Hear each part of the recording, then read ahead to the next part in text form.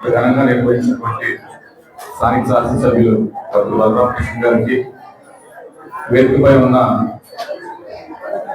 విద్యుత్ రంగ సంస్థ అధికారులకి, కూటమి నాయకులకి, వేదిక ముందు ఉన్న మహిళలకి, ఇచ్చేసినటువంటి పెద్దలకు, అధికారులకు, మీడియా సోదరులకు అందరికీ కూడా పేరు పేరున నమస్కారాలు. మన విద్యుత్ అవసరాలు చూసినట్లయితే సంవత్సరం కూడా ప్రతి సంవత్సరం పెరుగుతూ వెళ్తున్నాయి. గతంలో మనం ఒక రూమ్ ఉన్నటువంటి ఒక ఇంట్లో ఉంటే ఇప్పుడు మనకి 2 బెడ్రూమ్లు కావాలి, 3 బెడ్రూమ్లు కావాలి. ప్రతి ఒక్కరూ కూడా గతంలో ఒక లైట్ ఫ్యాన్ వాడితే ప్రతి గదిలో ఇప్పుడు ఫ్యాన్ ఉండాలి, ఏసీలు కూడా ఉండాలి, టీవీలు ఉండాలి. సో ఇవన్నీ చూస్తుంటే మనకి రోజుకి ఈ విద్యుత్ ఎక్కువగా మనం వినియోగించుకుంటున్నాం. అయితే మన దేశవ్యాప్తంగా మనం చూసినట్లయితే ఏ విధంగా ఈ విద్యుత్ ఉత్పత్తి చేస్తున్నారు, మనకున్నటువంటి అవసరాలని ఏ విధంగా ప్రభుత్వం వారు తీరుస్తున్నారో ఒకసారి మీరు చూసినట్లయితే అత్యధికంగా మన విద్యుత్ బొగ్గుతో మనం ఉత్పత్తి చేస్తున్నాం. ఆ తర్వాత గ్యాస్ కానీ, డీజిల్ కానీ, ఇతర ఈ చమురులతో చేస్తున్నాం. ఇవన్నీ కూడా అత్యధికంగా మనం వేరే దేశాల నుంచి మనం దిగుమతి చేసుకుంటాం. సో దేశం బాగుపడాలన్నా, మన రాష్ట్రం బాగుపడాలన్నా మనం ఆల్టర్నేట్ ఎనర్జీస్, రెన్యూబుల్ ఎనర్జీస్ అంటున్నారు.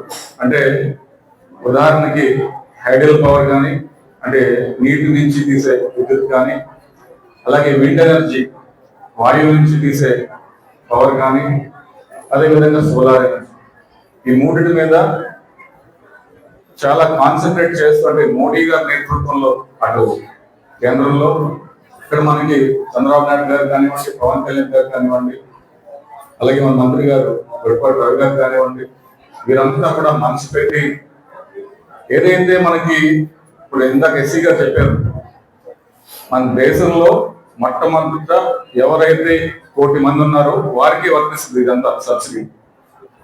సో ముందు మన రాష్ట్రం నుంచి, అలాగే మాకు స్వార్థపరంగా మన నియోజకవర్గం నుంచి ఎంతమంది మనం ఆ కోర్టులో ఉంటే అంత మంచిదని చెప్పేసి ఉద్దేశంతో ఇవాళ ఎమ్మెల్యే గారి కార్యక్రమం చేపట్టడం జరిగింది.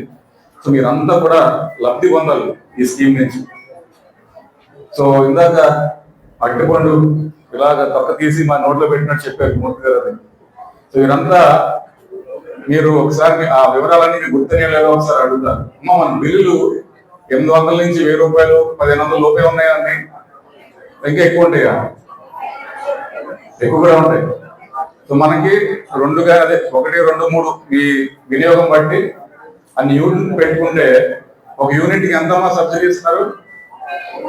30,000. 2వ యూనిట్ కి 60,000. 3వ యూనిట్ కి చాలా బాగా చేస్తున్నారు అంతా. ఇప్పుడు మన డబ్బులు కూడా మనం పెట్టుకోకర్లేదు కదా, ఎవరు ఇస్తున్నారు? డబ్బులు బ్యాంక్ ఇస్తారు. సో బ్యాంక్ నుంచి మనం ఆ యూనిట్ 40,000 తీసుకుని మనం మళ్ళీ అది ఎన్ని సంవత్సరాలు కట్టేయచ్చు? 3 యూనిట్లు తీసుకుంటే 5 సంవత్సరాలు. ఆ తర్వాత ఏంటి మరి 25 నుంచి 25 సంవత్సరాలు మనకి ఇంకా ఉంటుంది ఫ్రీ. మా పండుగ వస్తుంది, ఒక చీర కొంటే ఇంకో చీర ఫ్రీ. మన అంతా వెళ్ళి అక్కడ లైన్ లో ఉంటున్నాం లేదా? మరి ఇప్పుడు అక్కడ బయట స్టాల్ పెట్టాను, మరి ఎంతమంది లైన్ లో ఉంటారో చూద్దాం. 25 సంవత్సరాలు మనకు power free free free free.